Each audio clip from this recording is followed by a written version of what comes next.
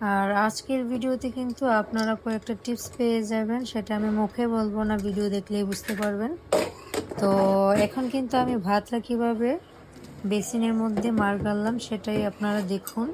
আর এই পদ্ধতিটা যারা সুবিধা অবশ্যই করতে পারেন।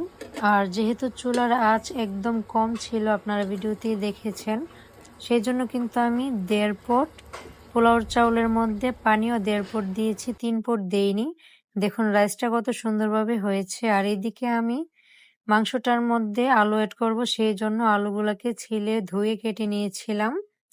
তো তারপর কিন্তু মাংসর মধ্যে এড করে দিয়েছি। আর আজকে মাংস রান্নাটা কিন্তু মাংসগুলাকে না ভেজেই করেছি। আসলে আজকে ভেজে রান্না করতে ইচ্ছে করতেছিল না, সেই জন্য শর্টকাট রান্না করে ফেলেছিলাম।